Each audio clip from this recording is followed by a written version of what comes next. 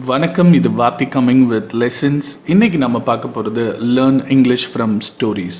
ஒரு மொழியை கற்றுக்கும் போது அதில் நிறைய வழிகள் இருக்குது. வெக்காபுலரி கற்றுக்கலாம், ப்ரனன்சியேஷன் கற்றுக்கலாம், கிராமர் கற்றுக்கலாம். ஆனால் அந்த மொழியை ப்ராக்டிஸ் பண்ணுறதுக்கு தி பெஸ்ட் வே அப்படின்னா ஸ்டோரிஸ் தான். நிறைய ஸ்டோரிஸ் கேட்கணும், அதுக்கப்புறம் நிறைய ஸ்டோரிஸ் சொல்லணும். Stories are the best way of learning a language. நான் எப்பயும் சொல்கிறது தான். அப்படி இன்றைக்கி நம்ம பார்க்க போகிற story, a story about bullying and body shaming. புல்லியிங்னா என்ன, பாடி ஷேமிங்னா என்ன அப்படின்னு கொஞ்சம் பேருக்கு தெரிஞ்சிருக்கலாம், நிறைய பேருக்கு தெரியாமல் இருக்கலாம். இன்றைக்கி ரொம்ப முக்கியமான டாபிக் அப்படின்னு நான் நினைக்கிறேன்.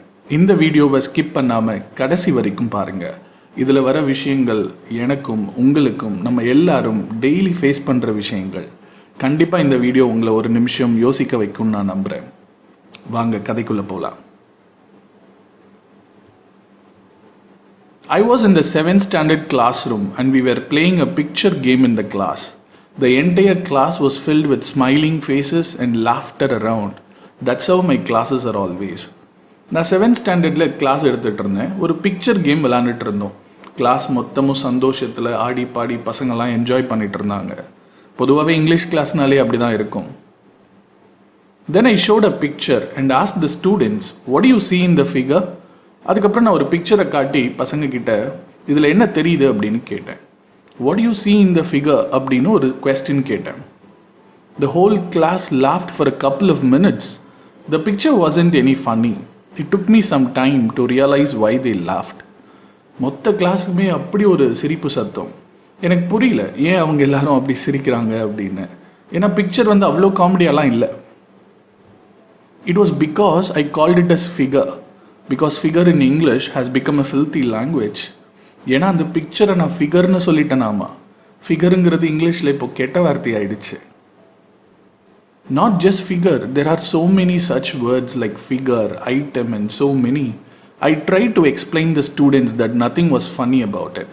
இந்த மாதிரி இங்கிலீஷில் இப்போ நிறைய வேர்ட்ஸ் கெட்ட வார்த்தையாக மாறிடுச்சு. ஃபிகர், ஐட்டம், இந்த மாதிரி நிறைய வேர்ட்ஸ். நான் பசங்கக்கிட்ட அதை பற்றி எக்ஸ்பிளைன் பண்ண ட்ரை பண்ணேன். Suddenly I saw a girl raising her hands. I allowed her to speak. What she said shook me for a minute. திடீர்னு ஒரு பொண்ணு கை தூக்கி, சார் கேன் ஐ டாக் அப்படின்னு கேட்டா. நானும் பேசுமான்னு சொன்னேன். அவள் சொன்ன விஷயம் நீங்கள் கண்டிப்பாக தெரிஞ்சுக்கணும். She said, sir, why is that all these words that everyone laugh are abusing only girls? What did we do wrong?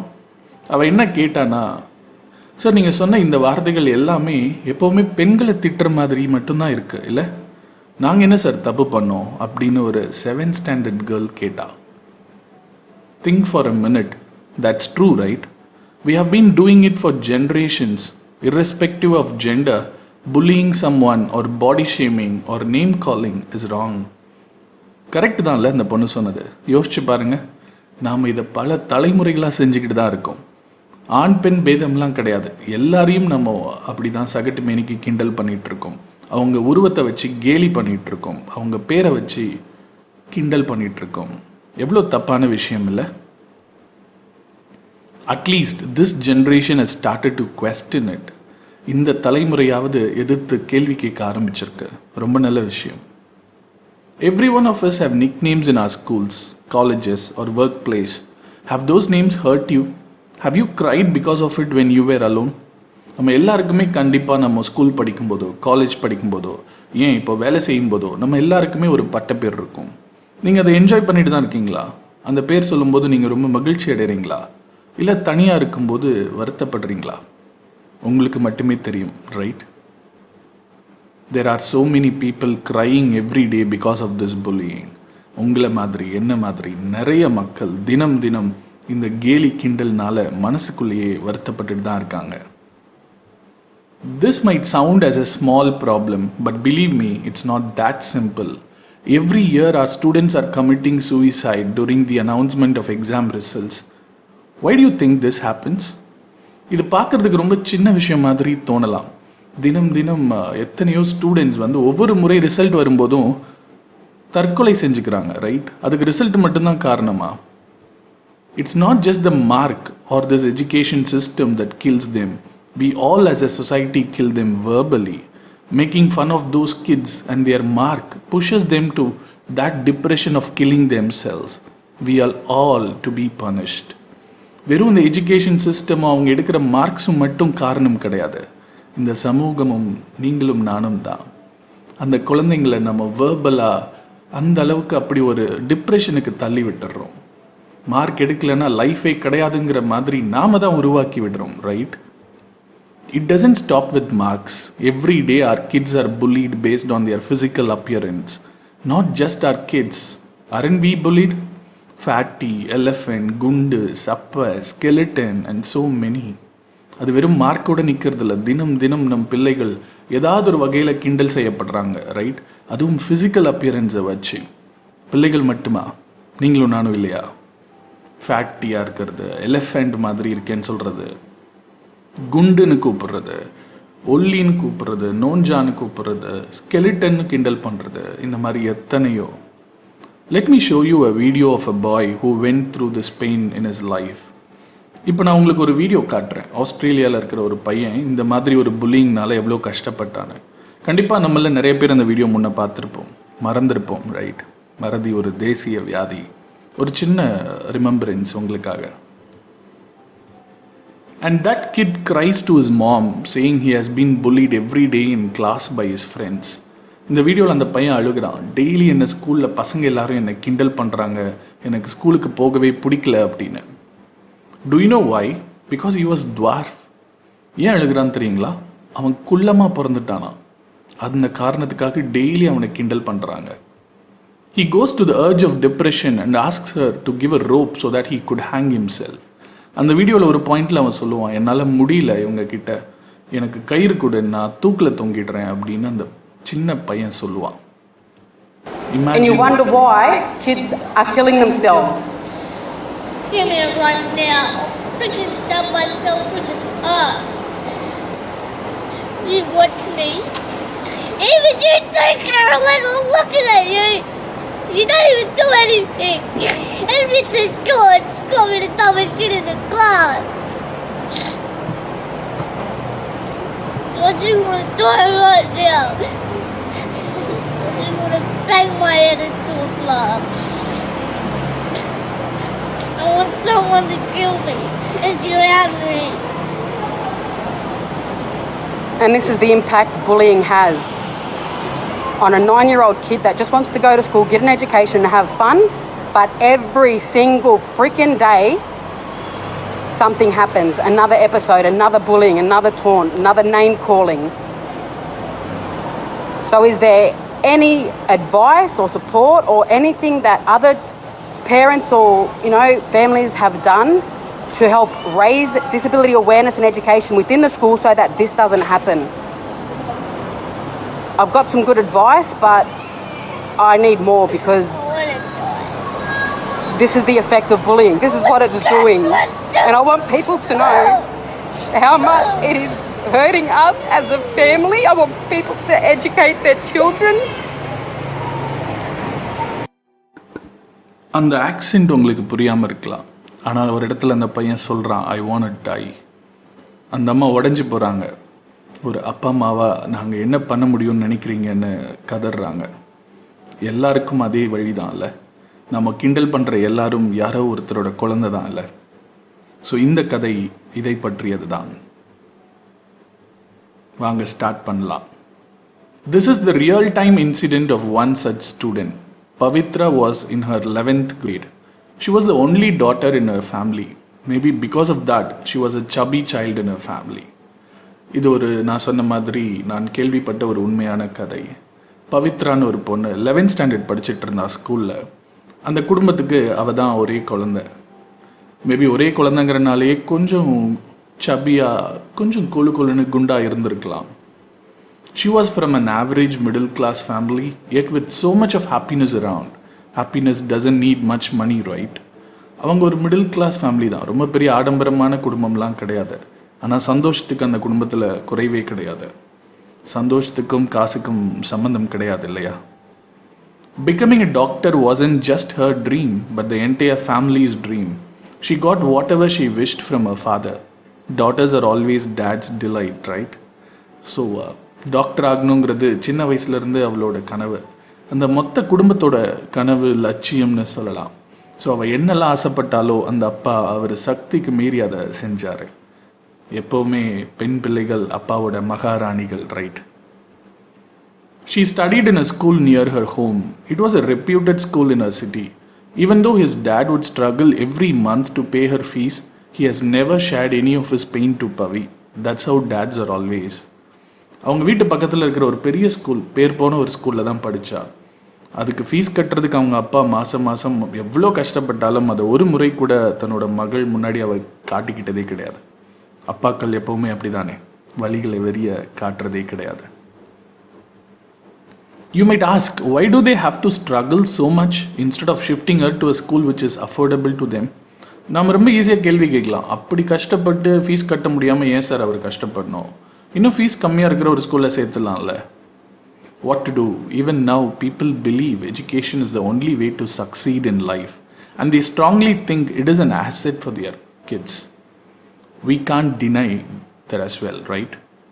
என்ன பண்ணுறது, நம்ம ஊரில் middle class, below middle class, நமக்கெல்லாம் படிப்பு தான் ஒரே சோர்ஸ்.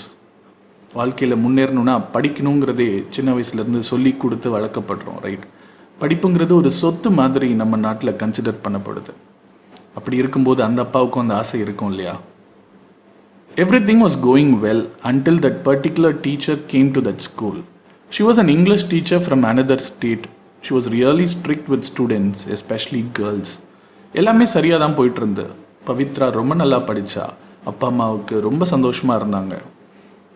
அந்த ஸ்கூலுக்கு புதுசாக ஒரு இங்கிலீஷ் டீச்சர் வந்தாங்க, வேறு மாநிலத்தை சேர்ந்தவங்க. அவங்க கொஞ்சம் ஸ்ட்ரிக்டான டீச்சர் தான், முக்கியமாக பெண்கள் கிட்ட. Pavi was the leader of the class and she was perfect in performing all her duties as a leader. This English teacher came to their class for the first time. The teacher made all the students introduce themselves. Pavithra தான் அந்த class லீடராக இருந்தா. எல்லா வேலைகளும் அவ்வளோ சிறப்பாக செய்வாள். பவித்ரா கிட்ட கொடுத்தா வேலை சிறப்பாக நடக்கும்னு எல்லா டீச்சர்ஸும் நம்புவாங்க. எல்லாரோட செல்ல பிள்ளையாக இருந்தா. அந்த இங்கிலீஷ் டீச்சர் ஃபர்ஸ்ட் நாள் அவங்க கிளாஸ்க்கு வந்தாங்க. ஸ்டூடெண்ட்ஸ் எல்லாரையுமே இன்ட்ரடியூஸ் பண்ணிக்க சொன்னாங்க. When Pavi introduced herself, this teacher said, "Okay, Gundu, sit down." Pavithra introduce பண்ணி முடித்தோடனே அந்த டீச்சர் சொன்னாங்க, "ஓகே குண்டு, உட்காரு" அப்படின்னாங்க. The whole class burst out in laughter. Pavi did not expect that. மொத்த கிளாஸும் அவ்வளோ சத்தமாக சிரிச்சாங்க. பவி அதை கொஞ்சம் கூட எதிர்பார்க்கல. Teachers might forget the punishment or the comments they say about students because they do it with so many students in a day. But the student who got hurt wouldn't forget it lifelong. ஆசிரியர்கள் நிறையா ஸ்டூடெண்ட்ஸை punish பண்ணுவாங்க, இல்லை திட்டுவாங்க, அவங்க மறந்துடுவாங்கல்ல. ஆனால் punishment வாங்கின அந்த ஸ்டூடெண்ட்டோ இல்லை திட்டு வாங்கின அந்த ஸ்டூடெண்ட்டோ லைஃப் ஃபுல்லாக அதை மறக்க மாட்டாங்க. Pavi, who has never seen discouragement in her life, wasn't able to handle this. From that day, the whole class started to call her as Gundu Pavi. பவியால் அதை ஏற்றுக்கவே முடியல. அவள் அதை தாண்டி போகணும்னு நினச்சா கூட பசங்க டீச்சரே சொல்லிட்டாங்க அப்படிங்கிறதுனால அவளுக்கு பட்ட பேராகவே பவித்ரா அப்படின்னு கூப்பிட்டுட்டு இருந்தவங்க எல்லாரும் குண்டு பவித்ரான்னு கூப்பிட ஆரம்பித்தாங்க. You might think, what's a big deal? She should take it easy. Do you think so? It's possible for a kid like her? Not just her. All kids are very sensitive these days. நீங்கள் கேட்கலாம், இது என்ன பெரிய விஷயம், அதை ரொம்ப take it ஈஸியாக எடுத்துக்க வேண்டியதுதான் அப்படியா நினைக்கிறீங்க? எல்லா குழந்தைகளும் ஒரே மாதிரியாக இருக்கும், எல்லாருடைய மனநிலையும் ஒரே மாதிரியாக இருக்கும். அதுவும் குழந்தைகள் இந்த காலத்தில் ரொம்ப ரொம்ப sensitive. For a week then, Pavi was found dejected, silent, and she avoided talking with everyone. But still all the students kept calling her the same. அந்த வாரம் முழுக்க பவி டிஸப்பாயிண்டடாக, ரொம்ப சைலண்ட்டாக, அமைதியாகவே இருந்தாலும் பசங்கள் கிண்டல் பண்ணுறது நிறுத்தவே இல்லை. This little kid did not want to cry in front of her friends because they might think she is weak and again make fun of her. அவள் ஃப்ரெண்ட்ஸ் கிட்ட கூட அதை சொல்லி அழணும்னு அவளுக்கு தோணலை. அப்படி அழுதுட்டா நம்ம ரொம்ப வீக்குன்னு நினச்சி இன்னும் அதிகமாக கிண்டல் பண்ணுவாங்களேன்னு பயந்தா. She couldn't share it with her parents because her parents were working round the clock to meet their financial needs. அது அப்பா அம்மா கிட்டேயும் சொல்ல முடியல. அவங்க தொடர்ந்து 2 பேரும் வேலை செஞ்சிட்டு இருந்தாங்க. இந்த குடும்பத்தை கரை சேர்க்கறதுக்கு அவங்க கிட்ட ஷேர் பண்ணவும் அவளால் முடியல. What else a kid would two? அந்த குழந்தை வேறு என்ன பண்ண முடியும்னு நினைக்கிறீங்க? At one point, she couldn't handle this bullying and she gave up. What she did was unimaginable. ஒரு கட்டத்துக்கு மேலே அவளால் அதை ஏற்றுக்க முடியல. அவள் என்ன செஞ்சாங்கிறது கற்பனை கூட பண்ணி பார்க்க முடியாது. On Friday evening after school, when she came home, she was alone as usual. Because of this mental stress, she took that miserable decision. வெள்ளிக்கிழமை ஸ்கூல் முடிஞ்சு வீட்டுக்கு வந்தா, வழக்கம் போல் யாருமே இல்லை, அவள் மட்டும் இருந்தா. அந்த ஸ்ட்ரெஸ்னால் அவள் எடுத்த அந்த முடிவு ரொம்ப கொடுமையானது. She did self-immolation. For people who haven't heard this word, it means setting oneself on fire. ஆமாம், தன்னை தானே தீயால் சுட்டு கொண்டாள் Pavithra. On listening her screaming aloud in pain, all the neighbors rushed in and tried to save her, pouring water, rushing her to the hospital. அவளோட அலறல் சத்தம் கேட்டு அக்கம் பக்கத்தினரெல்லாம் கதவை உடைச்சிட்டு உள்ளே வந்து அந்த பிள்ளை எரிஞ்சிட்டு இருக்கிறத பார்த்து மிரண்டு போய் தண்ணி ஊற்றி அவளை ஹாஸ்பிட்டலுக்கு கூட்டு போனாங்க. She just didn't burn her body, but she burned the dreams of her parents. She burned the happiness of the entire family. அங்கே எரிஞ்சது பவித்ராவோட உடம்பு மட்டும் கிடையாது, அந்த ஒட்டுமொத்த குடும்பத்தோட சந்தோஷமும் தான். She was the one who lit the fire, but who was the fuel for it? We as a society was the reason for it. நெருப்பு வச்சு கொளுத்திக்கிட்டது என்னமோ பவித்ரா தான், ஆனால் அதை தூண்டி விட்டது யாரு? நீங்களும் நானும், இந்த சமூகமும் தானே. Do you know what she said when she opened her eyes in the hospital? What did I do wrong, Amma? Why am I born fat? ஹாஸ்பிட்டலில் ஆபத்து நிலையிலேருந்து தப்பிச்சு அவள் கண்ணை திறந்தவொடனே அவங்க அம்மா கிட்ட கேட்ட முதல் கேள்வி இதுதான், நான் என்னம்மா தப்பு பண்ணேன்? குண்டா பிறந்தது தப்பா? Is being fat a sin in this society? Don't ask me what action did they take against that teacher. It was not the teacher alone who did this mistake. இந்த சமூகத்தில் ரொம்ப ஒல்லியாக இருக்கிறது, குண்டாக இருக்கிறது, இல்லை ஏதாவது ஊனத்தோடு இருக்கிறது, ஏதாவது ஒரு குறையோடு இருக்கிறது பெரிய பாவமா? இங்கே எல்லா மனிதர்களும் குறையோடு தானே இருக்காங்க. அந்த டீச்சருக்கு எதிராக என்ன ஆக்ஷன் எடுத்தாங்கலாம் கேட்காதீங்க. அந்த டீச்சர் மட்டும்தான் இதுக்கு காரணம்னு நினைக்கிறீங்களா? We all made her mentally sick. In fact, on daily basis we are doing it for many people around us. நம்மளை மாதிரி நிறைய பேர் இதை தொடர்ந்து நம்ம சுற்றி இருக்கவங்க கிட்ட செஞ்சுக்கிட்டே இருக்கோம், தினம் தினம் செஞ்சுக்கிட்டு இருக்கோம். Bullying, making fun about their appearance, name calling, body shaming, all these have become a part of our culture, right? நான் சொன்ன இது எல்லாத்தையுமே தினம் தினம் அது நம்ம ரத்தத்தில் ஊறி போன ஒரு விஷயமா ஆயிடுச்சு. ஒருத்தரை கிண்டல் பண்ணுறதுனா அப்படி ஒரு சந்தோஷம் வர வர எல்லாருக்கும், right? In movies, heroes and comedians make use of this body shaming techniques to make you laugh, but in real, it is hurting so many people around you. நம்ம படத்தில் பார்க்குற காமெடியன்ஸோ ஹீரோஸோ பஞ்ச் டைலாக் சொல்கிற மாதிரி, கவுண்டர் கொடுக்குற மாதிரி அந்த டெக்னிக்கை use பண்ணி உங்களை சிரிக்க வைக்கிறாங்க. பட் நிஜத்தில் நம்மளை சுற்றி இருக்கிற நம்ம ஃப்ரெண்ட்ஸ், நம்ம ரிலேட்டிவ்ஸ், நம்மளோட லவ்ட் ஒன்ஸை தான் நாம் ஹர்ட் பண்ணிகிட்டு இருக்கோங்கிறது உங்களுக்கு புரியுதா? This is just a part of bullying. Today in this pandemic, how do we treat corona victims? இது எல்லாமே ஒரு பாதி தான். ஃபார் எக்ஸாம்பிள், இன்றைக்கி கரோனாவை எடுத்துப்போம். கரோனா நோயை விட கரோனாவால் பாதிக்கப்பட்டவங்க திருப்பி வீடு திரும்பும்போது அவங்கள இந்த சமூகம் எப்படி பார்க்குது? More than the virus, it is the society isolation and bullying affects them more. Every little heart in this world is looking for love. If you can't give that, it's okay, but don't hurt it.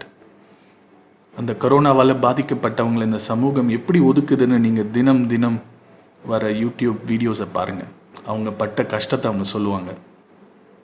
வைரஸ்னால் பாதிக்கப்பட்டது கூட பரவாயில்ல, ஆனால் எங்கள் சொந்தக்காரங்களே, எங்களோட நெய்பர்ஸே எங்களை ஒதுக்க ஆரம்பிச்சிட்டாங்க, எங்களை பார்த்தா பயப்படுறாங்க அப்படின்னு அவங்க சொல்லும்போது அந்த வழி உங்களுக்கு புரியும். இந்த உலகத்தில் இருக்கிற எல்லா மனுஷனும் அந்த சின்ன அன்புக்காக தானே ஏங்குறான். அந்த அன்பை கொடுக்காட்டி கூட பரவாயில்ல, காயப்படுத்தாமல் இருக்கலாம்ல. மற்றவரை காயப்படுத்தும் சின்ன புன்னகை கூட வன்முறை தான். Let's stop doing it. Thank you so much for வாட்சிங் திஸ் வீடியோ. கண்டிப்பாக இந்த கதை உங்களுக்கு பிடிச்சிருக்குன்னு நான் நம்புகிறேன். ஸோ இந்த வீடியோவை லைக் பண்ணுங்கள், காமெண்ட் பண்ணுங்கள், எங்கள் சேனலுக்கு மறக்காமல் சப்ஸ்கிரைப் பண்ணுங்கள். I'll see you with a different story.